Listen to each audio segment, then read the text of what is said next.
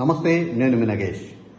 Janasena party నాయకుడు నాగబాబు గారికి రాజ్యసభ సభ్యత్వం దాదాపుగా ఖరారైనట్లు తెలుస్తోంది. గడిచిన అసెంబ్లీ శాసనసభ ఎన్నికల సందర్భంగా నాగబాబు గారు అనకాపల్లి లోక్సభ స్థానానికి జనసేన పార్టీ తరఫున పోటీ చేయడానికి రంగం సిద్ధం చేసుకున్నారు. ఆయన ఆ పార్లమెంట్ పరిధిలో పర్యటించి ఆయా నియోజకవర్గాల నాయకులతో సమావేశాలు పెట్టుకుని నామినేషన్ కూడా తానే వేయబోతున్నానని కూడా ప్రకటించారు. ఆ తర్వాత భారతీయ జనతా పార్టీ, జనసేన, తెలుగుదేశం పార్టీల మధ్య జరిగిన పొత్తుల్లో భాగంగా ఆ అనకాపల్లి లోక్సభ స్థానాన్ని జనసేన పార్టీ వదులుకొని భారతీయ జనతా పార్టీకి అనివార్యంగా ఇవ్వాల్సి వచ్చింది. దీంతో నాగబాబు గారు ఆ అనకాపల్లి లోక్సభ స్థానాన్ని భారతీయ జనతా పార్టీ కోసం త్యాగం చేశారు. అక్కడి నుండి బీజేపీ నాయకుడు సీఎం రమేష్ గారు పోటీ చేయడం, ఆయన గెలుపొందడం జరిగింది. సో ఇప్పుడు రాష్ట్రం నుంచి 3 రాజ్యసభ స్థానాలకు ఎన్నిక జరగబోతోంది. వైఎస్ఆర్ కాంగ్రెస్ పార్టీకి చెందిన 3 రాజ్యసభ సభ్యులు పదవులకు రాజీనామా చేయడంతో రాజ్యసభ చైర్మన్ జగదీప్ ధన్ఖడ్ గారు ఈ స్థానాలు ఖాళీ అయ్యాయి, వీటికి ఎన్నికలు జరపాలని చెప్పేసి నోటిఫికేషన్ జారీ చేశారు. అంటే ఆ స్థానాలు ఖాళీ అయినట్లు ఎన్నికల సంఘానికి లేఖ పంపారు. దీంతో ఈ 3 స్థానాలకు ఎన్నిక దాదాపు ఖరారైంది.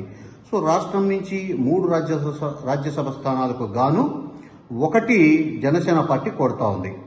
మిగిలినవి 2 తెలుగుదేశం పార్టీ తీసుకుంటుందా, లేదు 1 టీడీపీ తీసుకొని 1 బీజేపీకి ఇస్తారనేది ఇంకా ఖరారు కాలేదు. అయితే జనసేన మాత్రం పవన్ కళ్యాణ్ రాజ్యసభకు సంబంధించి 1 స్థానం తమకు కావాలని చెప్పి గట్టిగా పట్టుబట్టారు.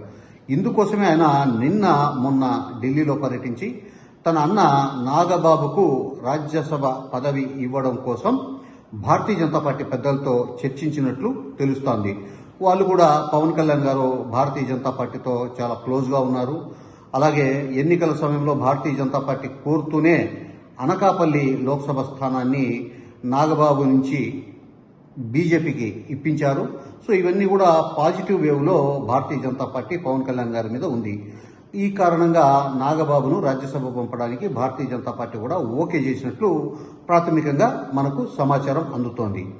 ఈ చర్చలు ఖరారైనాయి కనుక ఇక నాగబాబు తప్పకుండా రాజ్యసభకు పోతారని చెప్పేసి జనసేన పార్టీ వాళ్ళు గట్టిగా చెబుతున్నారు.